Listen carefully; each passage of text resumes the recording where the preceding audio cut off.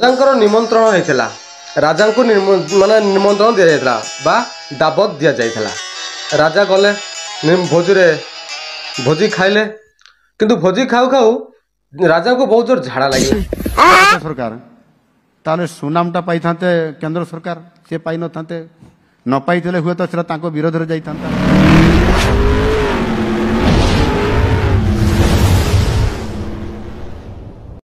जय जगन्नाथ नमस्ते केमिति अछंती समस्ते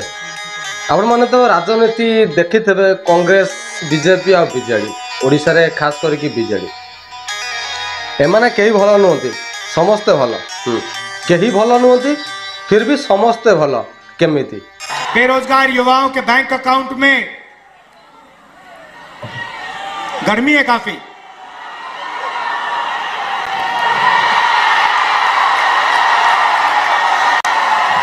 बेरोजगार युवाओं के बैंक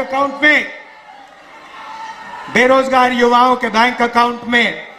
महीने के 8,500 रुपए साल के 1 लाख रुपए कटाकट। प्रिय भाई ओ बोनी माने आपन मानन को समस्तम को मोर जुहार।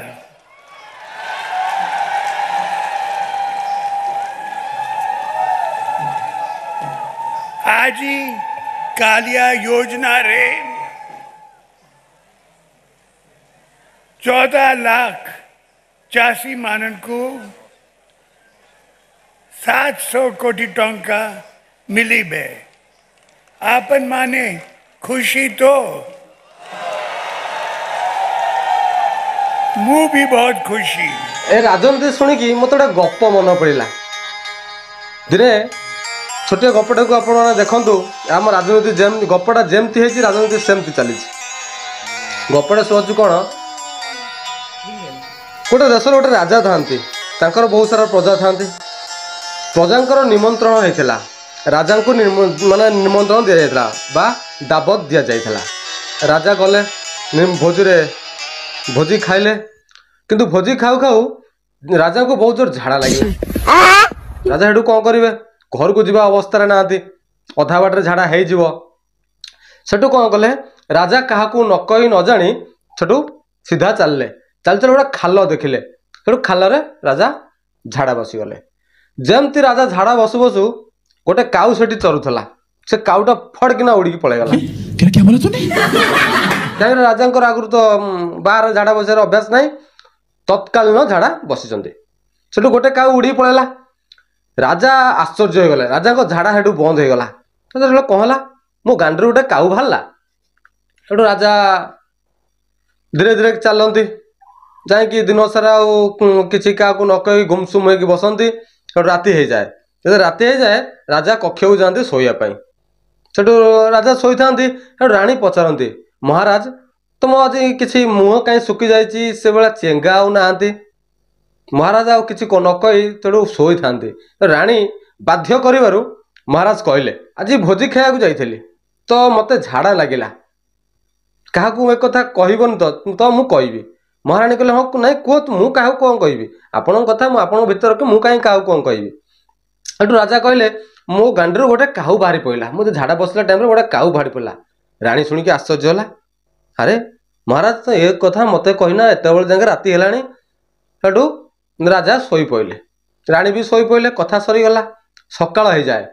जिते राणी गाधे जाती सखी मान सांगे सेठू राणी कहू कहू कहीदेले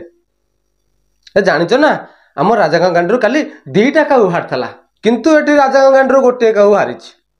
से दी जन सखी शुणिले 2टा काऊ बाहर बोलिकी देखु केमी गोटे काऊ 2टा काऊ बढ़िला से सखी मान घर गले राजा राजा राणी राणी घर को गले से सखी मैंने जाकि घरे आम राजा झाड़ा बसला बेले 4टा काऊ बाहर 4 रु 8 8 रु 10 10 रु 20 20 रु 40 40 रु 80 80 रु 160 160 रु 320 एमती हो 1200 काऊ हो गले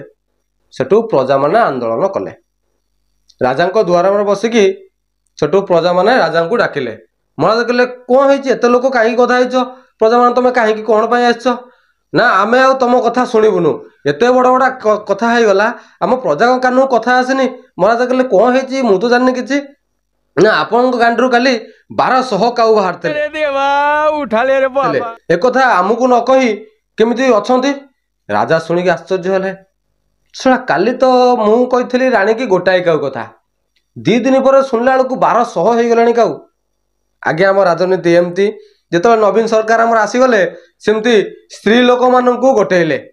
କାହିଁକି ନା ଏମାନେ ଗୋଟେ କଥାକୁ 6ଟା 9ଟା ନଗେଇକି କହି ସେଇଟାକୁ 15ଟା କରିଦେବେ। ଯେହେତୁ ଏନା ସ୍ୱୟଂସହାୟକ ଗୋଷ୍ଠୀ, କିଛି ଲୋକ ନବୀନ ପଟ୍ଟନାୟକ ଝୁରୁଛନ୍ତି, କିଛି ଲୋକ ମୋହନ ମାଝୀ ପଛରେ ଗୋଡ଼ଉଛନ୍ତି, କିଛି ଲୋକ କଂଗ୍ରେସ ଆଡ଼େ ଆଉଛନ୍ତି। ଏ ରାଜନୀତି ଆଜ୍ଞା ଏମିତି, ଏ ରାଜନୀତିରେ ଯିଏ ପଶିବ ତା ମୁଣ୍ଡଟା ଖରାପ ହେଇଯିବ। କଂଗ୍ରେସ ଆସିଲେ କଂଗ୍ରେସ ଖାଇବ, ତମେ ବି କହିବ ବିଜେପି ଭଲ, ବିଜେପି ଆସିଲା ଏଇନା କଂଗ୍ରେସ ଭଲ। ଯେଡି ଥିଲା ଲୋକ କହୁଥିଲେ କଂଗ୍ରେସ ଭଲ, କିଛି କହୁଥିଲେ ବିଜେପି ଭଲ। ଆମ ଗତ ସରକାର ତାହେଲେ ସୁନାମଟା ପାଇଥାନ୍ତେ କେନ୍ଦ୍ର ସରକାର, ସେ ପାଇନଥାନ୍ତେ। ନ ପାଇଥିଲେ ହୁଏତ ସେଟା ତାଙ୍କ ବିରୋଧରେ ଯାଇଥାନ୍ତା। ଆଖି ଆଗରେ ନିର୍ବାଚନ ଥିଲା, ହୁଏତ ଇଏ ହେଇଥାଇପାରେ, ଆଉ ଏଟା ସତ ବି। କିନ୍ତୁ ଆମେ ଆସିଲୁ ନୂଆ ସରକାର, ମୋହନ ମାଝୀ ଲୋକ କହିଲେ ଇଏ ତ କେବେ ମନ୍ତ୍ରୀ ହେଇନାହାନ୍ତି, ସରକାରରେ କେବେ ବସି ନାହାନ୍ତି, ଇଏ କ'ଣ କରିବ? ସରକାରରେ ଜଣେ ବସିଲା ପରେ